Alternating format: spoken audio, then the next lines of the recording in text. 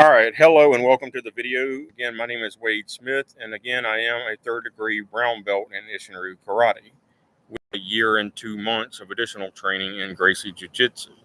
All right, so uh, for the purpose of MMA fighting, although we don't see a lot of Isshinryu MMA fighters, in fact, I'm not even aware of any but one, and he did win the world championship, was immediately defeated twice in his next two fights. That was in I want to say the fourth. I want to say no. It was the third UFC tournament. All right. Well, anyway, when the one where Hoist Gracie bowed out because he got hurt. All right. He was won by an ex-Marine who had roughly blue belt training in Isshinryu karate back when Isshinryu was still the official combat system of the Marine Corps. It still is today. They teach the exact same skills. They just no longer call it Isshinryu. They call it the Marine Corps combat system. All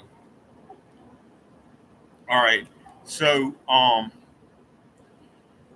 in these cage matches in MMA, whether it's the UFC or One or Pride or any other ring or cage match with roughly the same general rules, a lot of these Gracie practitioners don't practice their stand-up, their striking enough, and they focus on takedowns and so forth. So whenever they have a bad fall and end up on the ground, and you've probably seen this any number of times, when the grappler has a bad fall and the striker is still standing, Tank Abbott made ground and pound, and also Chuck Liddell and a few others made ground and pound work simply because they were tough enough to take it, and they would get inside your guard and beat on you, all right, from the superior position, supposedly, all right. But don't play the grappler's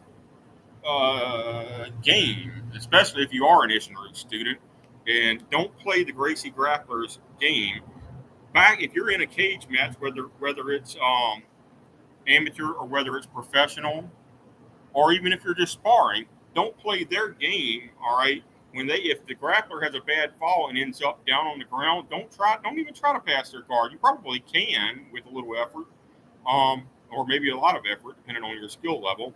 But don't play their game if you're primarily a striker. Back up, make the referee stand him up, and let's go at it again. If he tries to shoot you, go ahead and knee strike or front heel thrust kick him and knock him out. Hit him in the collarbone or the face with your knee or your front heel thrust kick and knock him out. If he wants to try to play this grapple game and shoot in on you, you're going to use your elbow strikes, your knee strikes, your front kicks to keep him away from you. All right.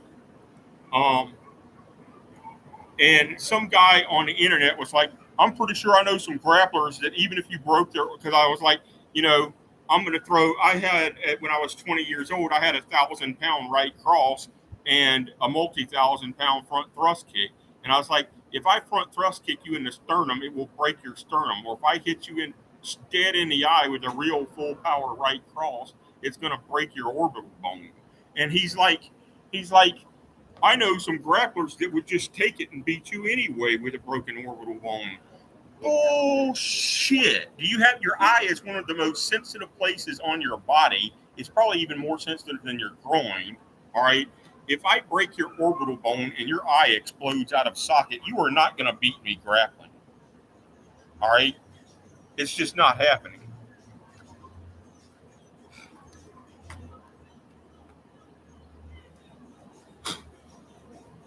All right. So they fight in 4-ounce gloves in UFC, and yet they have, in fact, had people with a broken orbital bone and their eyeball explode out of socket in the UFC, to some extent or another. It has happened before, and the ref immediately stops the fight anyway in MMA because that dude is critically injured. If he gets poked in the eye again, he's going to lose his eye.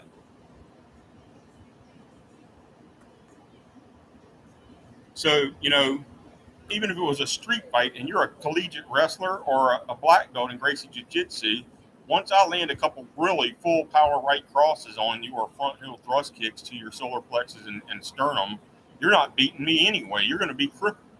All right. All right. That's the end of the video. Strikers don't play the grappler's game. As long as you can make it about stand up, you're going to win.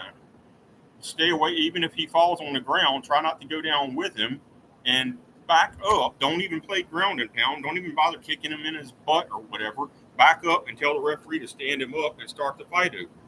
All right. And that's the way it works. Every fight starts in a standing position, so you may as well use the rules of the game to your favor.